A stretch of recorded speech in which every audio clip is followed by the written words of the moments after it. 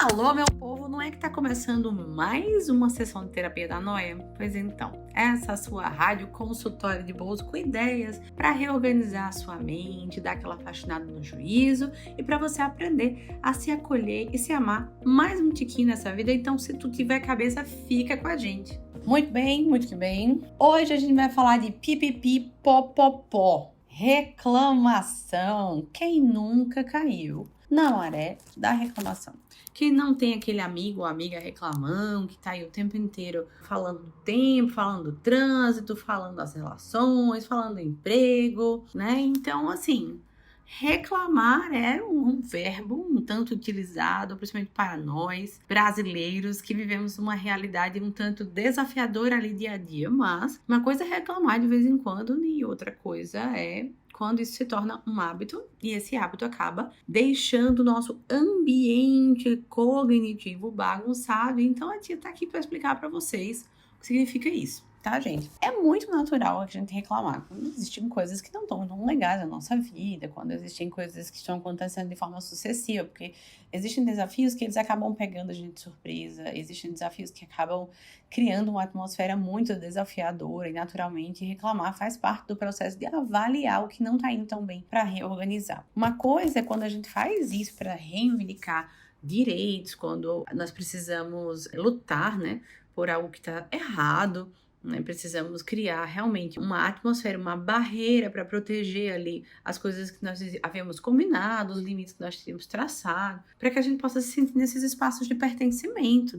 Mas quando isso vira uma queixa constante, quando isso vira uma coisa meio pipipi popopó, ou o chamado mimimi, tá? Existe uma enorme diferença e eu não gosto do termo mimimi, mas eu quis trazer ele para cá porque ele é muito usado para essas chamadas, essas copies sensacionalistas, e a gente pode utilizar isso para entender por que isso pega tanto nas pessoas. Então, uma coisa é quando a gente entra nesses espaços do reclamar sem finalidade, no sentido de eu estou reclamando por reclamar, e o perigo que esse ambiente cria no nosso cérebro. Porque nós estamos falando daquilo que pode se tornar um hábito e criar uma atmosfera, e a gente fala de atmosfera, não é uma atmosfera sensorial apenas. É como isso muda a química do nosso cérebro. Essa negatividade, essa visão pessimista acaba criando um viés de interpretação que sim, não só vai contagiar as pessoas que estão próximas a nós, mas vai influenciar na maneira como a gente se vê e percebe o mundo e as pessoas à nossa volta. Então, é muito normal quando a gente encontra uma pessoa mega reclamona, que essa pessoa acaba tirando um pouco o brilho,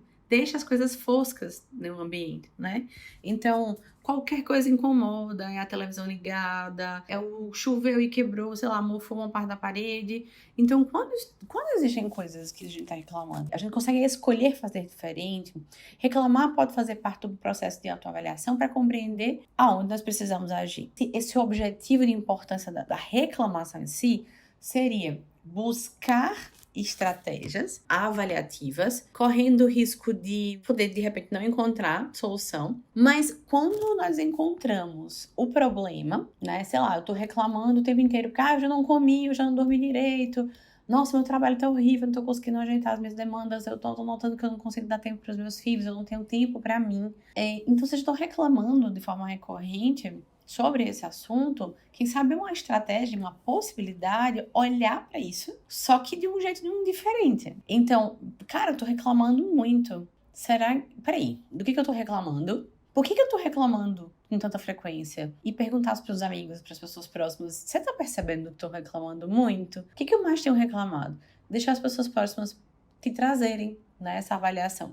Porque pode ser que essa coisa que você está reclamando, ela esteja completamente sob o seu controle. Como, por exemplo, eu não como direito, não tô dormindo direito. Então, eu tenho controle sobre a hora que vou dormir, eu tenho controle sobre a hora que vou comer, o que vou comer, eu tenho controle para saber se eu estou estudando ou não estou estudando. Então, primeiro a gente precisa notar o que está acontecendo dentro e fora de nós. Quem pode nos ajudar? As pessoas que convivem conosco. Como é que a gente pode fazer isso? Observando os nossos processos de reclamação. Por quê? Porque recentemente saiu uma pesquisa muito interessante da Universidade de Stanford, nos Estados Unidos, que traz os efeitos, na realidade, não só a Stanford, tem várias e várias pesquisas interessantíssimas a respeito do efeito degradante mesmo para a nossa estrutura cerebral do ato de reclamar. Por quê? Eles mudam a fisiologia do nosso cérebro. Então, a gente vai construindo cenários mentais muito ruins e a gente vai sentindo. Porque nos episódios passados, nós aprendemos que quando a gente constrói um cenário mental, o nosso cérebro não sabe a diferença entre aquilo que é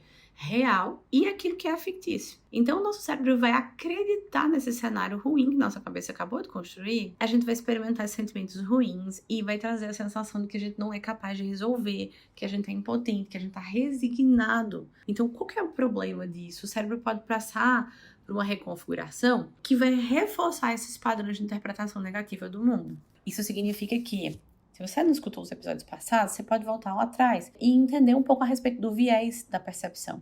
Se esse viés de negatividade se instala, então eu não consigo ver nada além daquela possibilidade ruim. O que isso significa? Nós ficamos condenados. Em que sentido? Nós ficamos condenados a olhar sempre a coisa da pior maneira. Então, naturalmente, um dia tá chuvoso, o dinheiro não caiu na conta, o chefe brigou, meu filho se chateou na escola e eu tive que buscar ele mais cedo, sair mais tarde do trabalho e acabou que, enfim, e a vida aconteceu. Quando eu entro nesse padrão de fazer essa movimentação de interpretação muito negativista e pessimista do universo, esse dia que seria um dia normal e um dia desafiador, não tô falando que é um dia ótimo, isso é um dia desafiador para um ser humano, mas um dia comum, onde coisas difíceis acontecem, torna-se o pior dia da vida. E aí parece que um dia é pior que o outro. Então, essa repetição muito categórica dessa atmosfera negativista vai criar um montão de modelos de infelicidade. E aí, gente, muitas pessoas falam, mas eu acho que você é muito romântica, eu acho que você vê a vida de um jeito muito romântico e tal. E, na real, construir esses movimentos românticos da vida podem ajudar a fazer essa movimentação oposta. Porque, naturalmente, se a gente deixar o nosso cérebro construir esses enredos, eles vão construir. Por quê, gente? Esquece não, a gente é bicho. E como bicho, nós precisamos nos proteger daquilo que é perigoso para nós. Então, se o nosso cérebro já imagina situações categóricas que podem ser catastróficas para nossa existência e o nosso cérebro não discerne o que é real e o que é imaginário, vamos pensar comigo. Se o meu cérebro está inundado nessa preocupação que, embora não seja real, está acontecendo dentro da minha cabeça, ou seja, para o meu cérebro é real, eu estou sentindo coisas muito difíceis, eu estou pensando coisas muito difíceis e eu estou me comportando de forma a me proteger daquilo que não está acontecendo. E aí, olha só, vamos supor que enquanto tudo está acontecendo, tá rolando um pôr do sol. E aí vocês vão dizer para mim, ai, Luiz, que coisa, menina. Tem um pôr do sol, nem notei. Por quê? Que eu tô tão preocupada com o cachorro que foi pro veterinário que tá internado, com minha mãe que não sei o quê, com meu trabalho, com meu filho, que não tem espaço para contemplação, tá? E aí, o que é o antídoto para essa atmosfera negativista, pessimista, angustiante que a reclamação causa? Contemplação, contato com a natureza.